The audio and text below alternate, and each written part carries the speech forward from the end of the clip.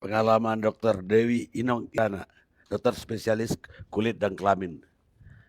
Apa yang terjadi dengan LGBT yang jadi pasiennya Ibu? Ya tanpa nyebut nama kan. Iya. Terima kasih banyak Pak Karni, Bapak-bapak, Ibu-ibu sekalian yang saya hormati. Narasumber juga Ricky yang Masya Allah. Ya, jadi saya sekarang akan memaparkan data, jangan bikin terkejut ya, Indonesia saat ini. Ya, buat kami, kalau sebenarnya sih saya mintanya ditayangkan nih, tapi nggak bisa ya. Ini saya karena harus lihat tuh datanya Indonesia saat ini ya. Jadi buat kami nakes dokter yang utama adalah perilaku seksual yang menyebabkan penyakit, betul ya? Nah itu buat kami, ya kan? Perilaku seksual penyebab penyakit perhatian utama. Dan ini dari salah seorang senior kita ya, Pak Aksmir Agus MA. Dia ada pegiat dan pemerhati sosial. Jadi udah usianya udah 70-an dan beliau memang betul-betul di sosial udah lama sekali. Beliau bilang bahwa, tolong disampaikan katanya, perilaku seks bebas termasuk yang sesama jenis ini, apalagi lewat yang lubang kotoran pembuangan manusia adalah masalah kesehatan, ya. Nah, bukan kata saya. Jadi semua yang akan saya paparkan di sini adalah data. Makanya sebenarnya saya minta ditayangkan itu data Indonesia saat ini sebenarnya. Nanti ditinggalin aja Bu. Mungkin ya sudah saya bisa sudah ya tadi ya. nanti. Ya sudah saya. Jadi nanti barangkali bisa dilihat ya bahwa akibat dari perbuatan ini 16 macam penyakit, bukan punya HIV ya. HIV, sipilis, gonore, itu yang saya hadapi sehari-hari. Saya pernah ngurusi dari tahun 98 sampai 2001, 3 tahun, 500 penjajah seksual laki-laki yang menyerupai perempuan dan laki-laki di Ancol selama 3 tahun. Itu mengerikan sekali penyakit-penyakitnya. Pelanggannya banyak bapak-bapak yang punya istri dan anak. Atau pemuda yang belum menikah. Tadi kalau kita bilang, mohon maaf nih, kita cari pemecahan bersama. Nggak boleh saling serang. Bagaimana caranya supaya Indonesia sehat. Gitu ya. Itu justru yang suka sama suka itu yang lebih banyak dibanding dengan kejahatan seksual. Jadi angka yang ada nanti saya presentasikan ini sebenarnya adalah yang iceberg, puncak gunung es. Sementara yang api dalam sekam, lah ngeri sekali. Saya pernah ngurusin mereka, 500 orang, itu penjajah. Sampai saat ini, saya juga masih mengurusi mereka yang suka sama suka. Tiap bulan itu bisa ada 4 datang ke saya untuk berobat, mengakui dia jualan, yang suka sama suka, mau dapat uang dan lain-lain ya. Sama satu lagi tadi Ustadz ya, bahwa ternyata ini ada penelitian terbaru 2019 dari MIT, nggak main-main ya. 500.000 orang diperiksa gen, nggak main-main ya. Nanti silakan buka ya. Bahwa tidak ada gen LGBT. Oke, ini penelitian ilmiah. Nggak bisa dibantah, bukan kata saya, silakan dibuka ya. MIT mainannya, di Amerika padahal yang mensahkan. Tapi ternyata tidak ada, itu perilaku, tadi korban kejahatan seksual, peran ayah juga sangat penting ya, keluarga hancur, itu semuanya juga yang itu ya. Nah, jadi tadi 16 macam, jadi nah ya. Nah, tapi perilaku hubungan seks bebas yang tadi, yang bisa menularkan penyakit IMS 16 macam termasuk HIV tadi adalah yang paling gampang kena menularkan adalah kelamin lewat dubur. Itu bukan kata saya, silakan dibuka dari situs CDC, Kemenkesnya Amerika. Saya setiap tahun pergi, saya anggota American Academy of Dermatology, selain anggota ID dan Perdosky, ya. Saya selalu ke sana. Itu yang terakhir selalu dibilang bahwa silakan buka aja, ada kok di CDC, buka aja di Google ya. Bagaimana HIV menular? Nomor 1, anal sex is the highest risk sexual behavior. Penularan paling gampang itu lewat dubur.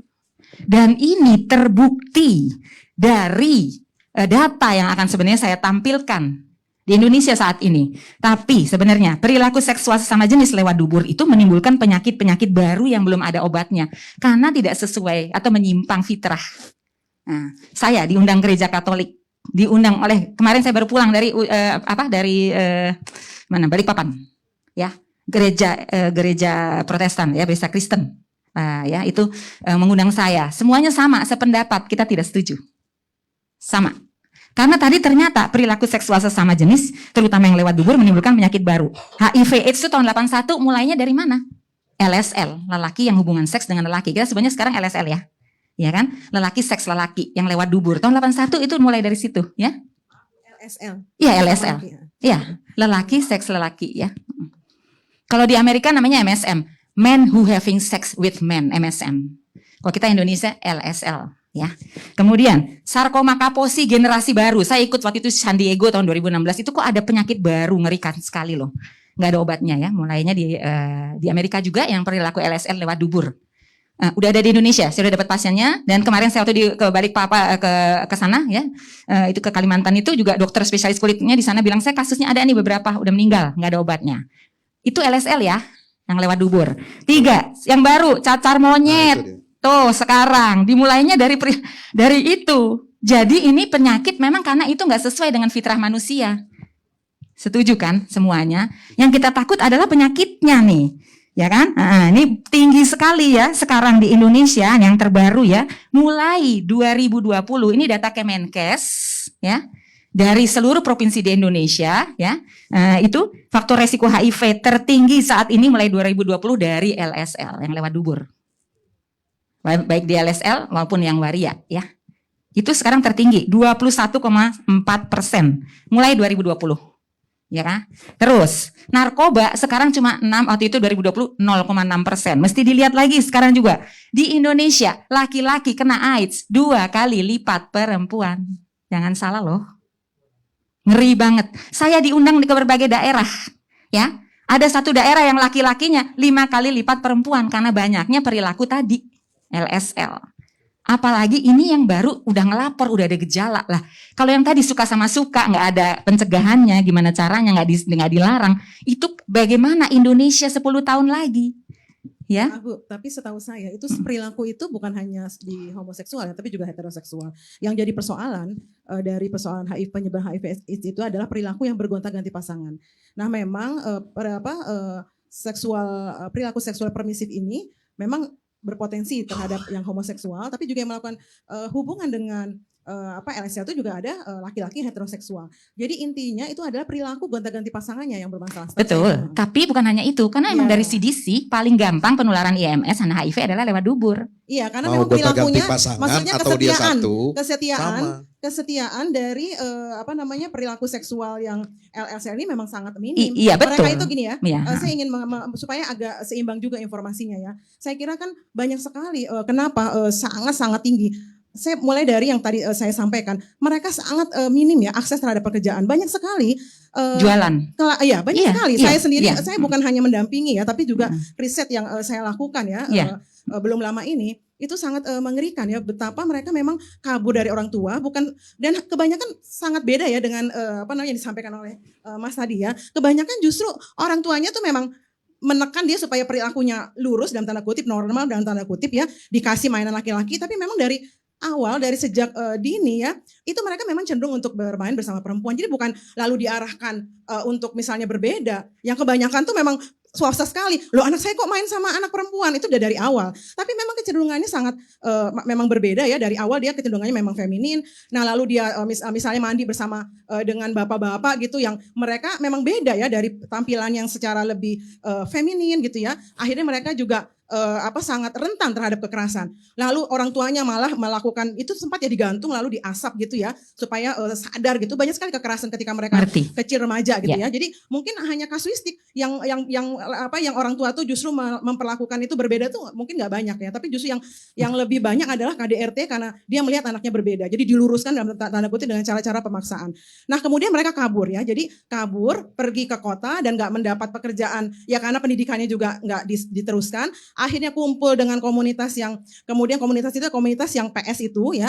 Nah, ini itu banyak sekali. Nah, itu kan persoalan, bukan persoalan tiba-tiba kita menyalahkan ini karena LS bukan gitu, tapi itu akar persoalan yang memang runut ya dari stigma yang diberikan dari kecil, lalu tidak ada kasih sayang atau tidak ada perlindungan dari keluarga, akhirnya kabur, pendidikan nggak selesai, tidak ada pekerjaan yang layak, akhirnya menjadi PS. Nah, PS itu ya pasti udah ganti-ganti, udah gonta-ganti pasangan, namanya juga PS. Betul. Nah, kita harus melihat akar ini. Ketika kita semakin memberikan stigma terhadap mereka, semakin membuat mereka akhirnya merasa, aduh, saya tuh kan kenapa saya akhirnya misalnya tadi ya tertekan untuk misalnya mencoba menjadi lurus, itu karena kan semua nggak ada privilege terhadap mereka yang privilege itu kan hanya ada pada heteroseksual. Heteroseksual, kamu bisa bercinta, kamu bisa punya kasih sayang, sementara kasih sayang itu kan bagian dari kehidupan. Kita ingin hidup tuh disayangi, dicintai gitu, tapi kamu homoseksual tidak boleh. Kamu aseksual. Kamu tidak boleh punya kasih sayang. Kasih sayang itu hanya milik heteroseksual. Nah, Boleh. bagaimana? Ya. Ya, sebentar. Bagaimana kemudian orang tidak merasa tercekam, merasa sangat ketakutan ketika dia menyadari, oh saya berbeda ya. Banyak sekali yang dirasakan oleh kelompok-kelompok LGBT itu, mereka sangat-sangat tertekan, sangat-sangat terpaksa untuk dalam tanda kutip dinormalkan. Nah, itu yang saya kira sangat tidak manusiawi gitu loh. Dan kemudian tiba-tiba kita memaparkan data-data yang kita tidak mengaitkan dengan akar persoalannya apa. Tunggu sebentar, Gitu boleh loh. saya sharing? Saya juga, saya ini udah di tahun Iya, enggak. 98. Iya, Sebentar. saya Ya. Masukan ya. saya mengapresiasi data-data Ya. yang disampaikan, tetapi kita juga mesti empati dari mana ini berasal. Tunggu dulu. Akarnya seperti apa? Betul. Jadi saya juga sudah 5 tahun ya, Pak Karni membantu Pemkot Depok ya, tiap 3 bulan itu ngumpulkan 100 sampai 150 penderita HIV ya. 90 di antara mereka adalah LSL. Tuh. Bukannya dia ini Iya, saya ingin tahu apa latar belakang dia. Apa pekerjaan ini dari data-data ini kita Iya, harus tahu gitu. betul tahu. Jadi Jadi kebanyakan mereka tuh terjun sebagai PS ya, karena tunggu dulu, ini belum sekali tidak selesai. ada. Jadi Ya. pendampingannya bukan hanya dari kesehatan, kita obatin. Kemudian ada pendampingan psikologis, pendampingan agama. Dan yang paling penting adalah Pak Karni diberikan keterampilan gratis, Pak. Karena orang yang udah HIV ya, atau IMS yang lain kayak sifilis dan lain-lain, itu udah lemes, nggak bisa, jadi kurus kering.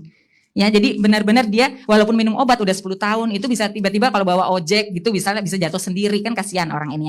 Jadi kasih pekerjaan ini, minta maaf, ini benar-benar terjadi ya.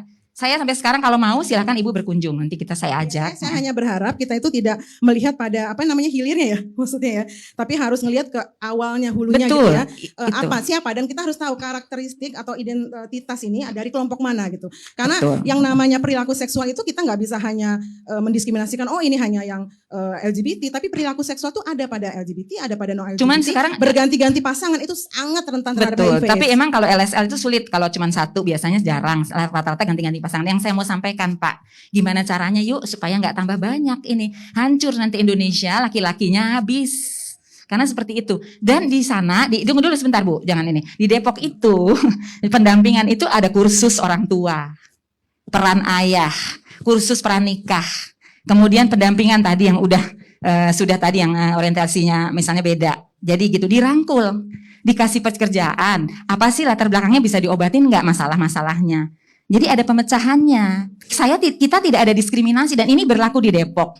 Bahkan kami akan mencoba ini mulai di DKI bekerja sama dengan ada Ibu Nuri dari ini mau supaya ini kalau bisa Indonesia seperti ini gratis loh itu semuanya pendampingan dan Ya, lain-lain. mungkin saya hanya ingin memberi masukan agar data itu agak lebih lengkap.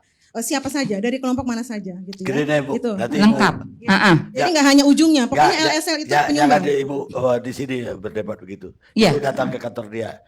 Boleh lihat, ya. Jadi jadi lapangan itu Iya. Pak Karni itu didampingi loh. Jadi bukan di ini ya. Baik, Cuman emang sekarang jadi ini kita paling banyak penderita laki-laki di Indonesia HIV. baik Ibu. Gitu. Kesimpulannya apa Ibu? Kesimpulannya kalau bisa ayo kita ini masalah kesehatan ya kembali. Bagaimana caranya kita bekerja sama semua di berbagai bidang supaya perilaku yang menyebabkan ini tidak dilakukan di Indonesia.